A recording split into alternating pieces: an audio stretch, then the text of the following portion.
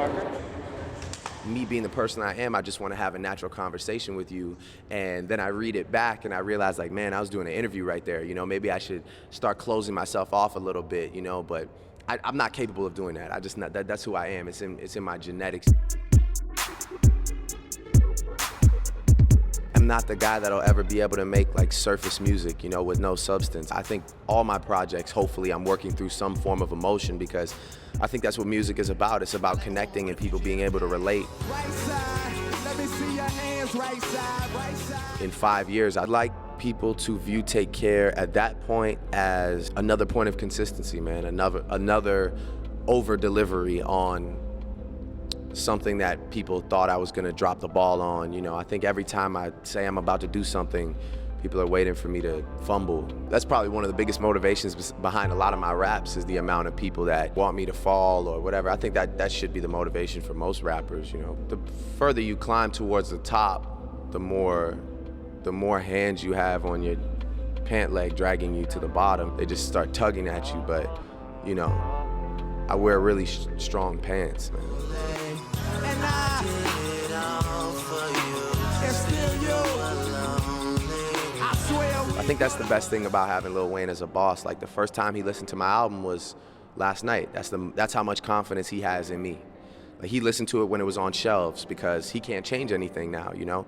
Drake isn't just me, you know? Drake is really me and 40, you know? We are Drake. We're almost like a group, I'd say. Like, I'll say to him, oh man, you know, I was up last night listening to so-and-so, and just the feeling that I got from that, I want to create that feeling. The conversation usually leads to 40 making a beat or making a bed, you know, a sort of basic track, and then, you know, I usually write the song right there. Usually start with a verse, but sometimes the hook or melody will come to me first. And then we just start building and building. I know this ain't your first, but it's better than your last. You must have done this before, this can't be your first time. What really inspired me for this project actually was Jamie's Gil Scott remix album. I love XX. I'm a big fan of all their music. He makes these choices, man, to like utilize elements that are incredible as far as soulful, and then fuses it with his sound, which is like, it's almost like the most beautiful balance I've ever heard. Like, there's one song, I met him at a party, he said the sweetest things, and the way he uses this woman's voice. I met him at a party, he said the sweetest things. The words she says, it was brilliant. It was very inspiring for me, which I ended up taking I'll Take Care of You and remaking it with Rihanna. 'Cause if you let me, here's what I'll do.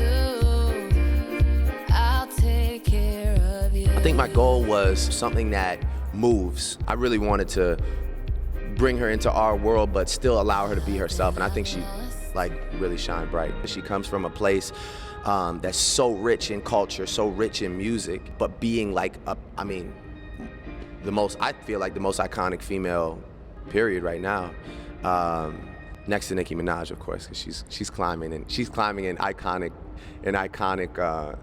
She's just doing incredible. I mean, she's my favorite person. But Kendrick Lamar says something on my album that rings so true, which is that women are the tastemakers for the music that we make. We talk casually about the industry and have the women be the tastemakers for the shit we making. Women buy records, and women fall in love with music and listen to it when they fall asleep, and it moves them. And I have this fascination with getting into the minds of women and truly letting them know how I think as a man, and letting them know how I view them as women. That should appeal to men as well. Yeah, it's my opinion. Yeah. Always ride slow when I'm straddling, and my shit so but you gotta paddle in. I think Nicki picks the records that she gets on very carefully and utilizes each and every opportunity, as does Lil Wayne. But I think that's the theme amongst that sort of trifecta, is like consistency. And I've seen artists fall because their verses, the quality of their music starts to fall, you know, and I think that our sounds aren't that refreshing 15 years from now or 10 years from now, and then we know when to either evolve, change, or just stop. You're no longer involved, that person has it all, and you just stuck standing there, but I said say something. If we do go on to sell whatever it is, 5, 6, 7, 8, 9, whatever it is, just selling that amount of records and truly making a project that I wanted to make front to back. I want people to really feel like I knew Drake while he was on this earth. I know everything about him. There were no secrets. There was nothing that he hid, no feelings that he concealed. I guess in 5 years, hopefully I have, you know, a couple more projects out that surpass Take Care, but I would like for them to say, I remember that moment when I wasn't sure what was gonna happen, and Drake delivered an album that, you know, served a purpose in my life. That's all I really asked for. Continuing forward with that mindset, I just wonder where it'll take me. I use Google like I use a toothbrush. That's like part of my life, for real.